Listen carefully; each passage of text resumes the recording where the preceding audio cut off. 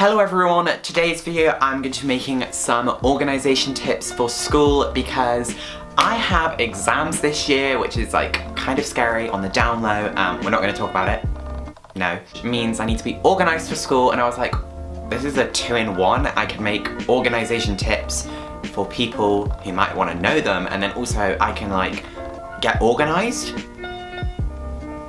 If you're new to my channel, you can obviously subscribe down below and give this video a thumbs up if you enjoyed it, even though you haven't watched it yet. And let's get on into some organisation tips. So my first tip is kind of one that everybody knows, but I think I just need to tell you because it's like such an obvious one, but some people just don't do it.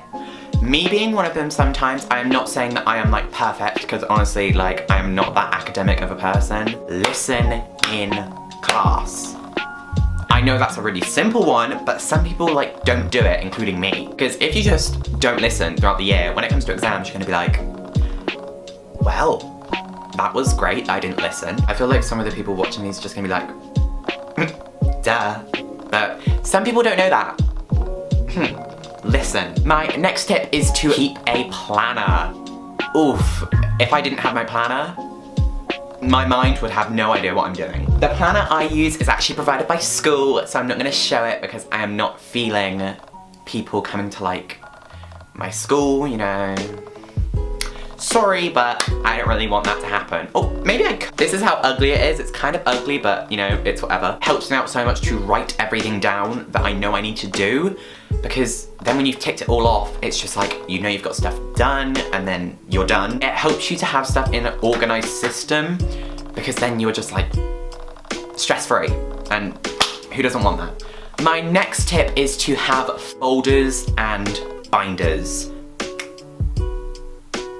I think I need to elaborate a bit more about what I mean. I want to be organised for school, but I also need to be organised for revision because I'm in year 11, which is the most important year thus far in secondary school, because it's when I take my GCSEs, which are like the tests that determine whether we go to sixth form or, you know, they are scary. So having these binders and folders, they just really help me out in terms of I know that I can put paper in that one, and they just keep me organised. I only have 3 binders so far because like, I don't really want to have like 10 binders, like no offense, that's a bit much, but you do you. If I was to show you my history one, I always have dividers, which also, that's handy. I just have all 4 topics down the side, so I do medicine, Richard and John, American West, and Nazi Germany. Those are the 4 topics that I do for GCSE history, and I just have these dividers so that if I'm like, oh, I need to do American West, flip, I'm at the American West one, like, you know what I mean? I don't know what these are called, these things, but you know, the things that you can put pieces of paper in.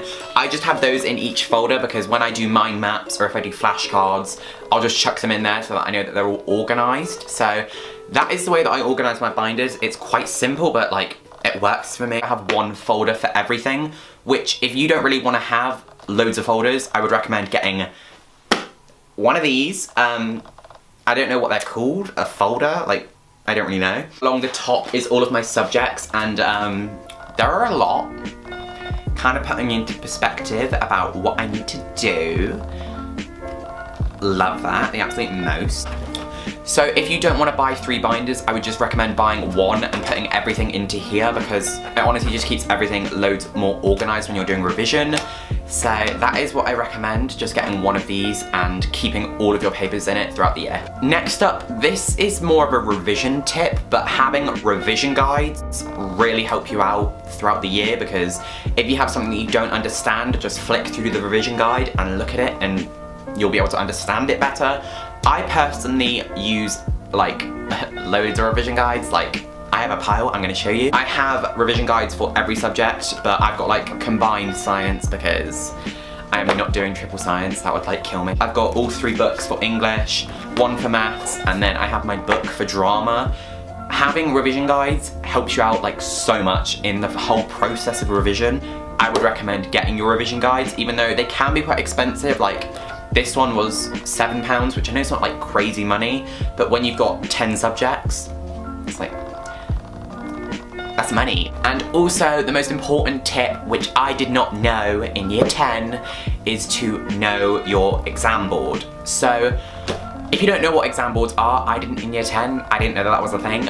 You've got loads of different exam boards. The ones that I can think of off the top of my head is AQA, OCR, and Edexcel.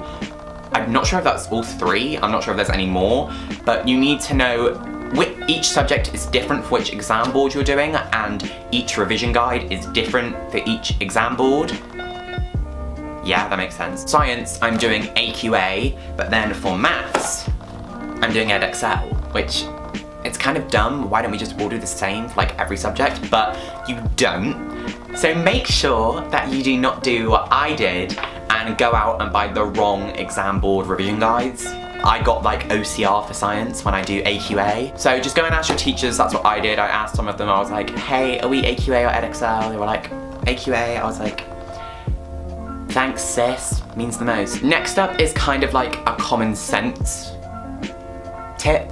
No offense if you didn't know this. Ask your teachers for help.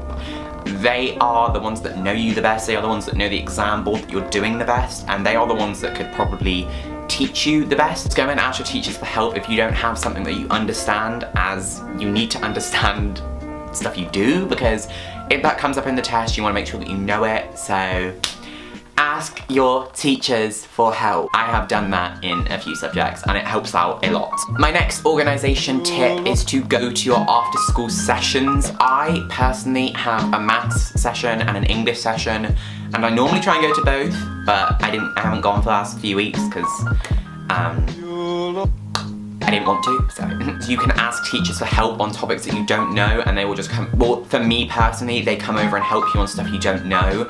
So when I had my test like 2 weeks ago for maths, I was like, okay, what are surds? Like, I'm sorry, but what? And if I hadn't have gone to those sessions for maths, I would have been so much worse than going to it. Like, honestly, if you do GCSE maths, iteration,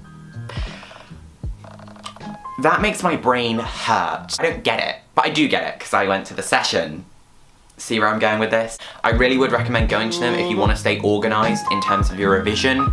That's what I did, and that's what I'm going to do when it comes closer to my exams. Like, I'm going to start going again, but they just help you out so much in terms of for the real exam. Like, they really prep you for the exam.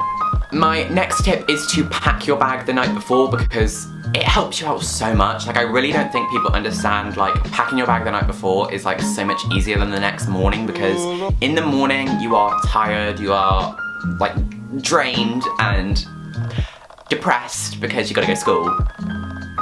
That's the truth tea. Something stressful has happened. The one thing you don't want to do is be like packing your bag and forget your books.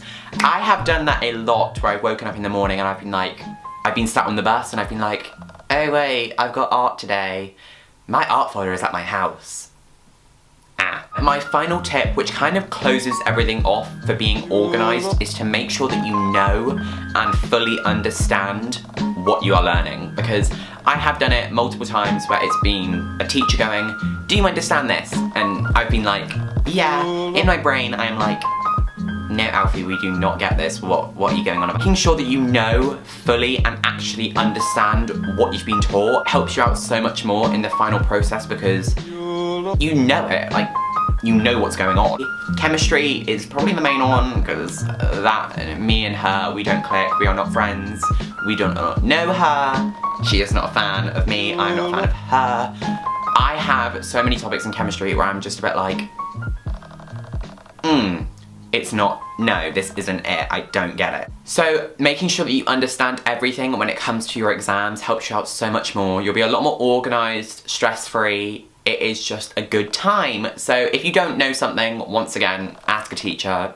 They will just explain it to you, and it will help you out when it comes to the actual exam. So those are all of my tips for school. I hope that this helped you out. So if you did enjoy this video, please do give it a thumbs up, and you can subscribe down below if you would like to, and also you can follow my socials. They are all in the description. I hope that you have a really good day and a really good rest of the week, and I will see you all in my next video. Bye.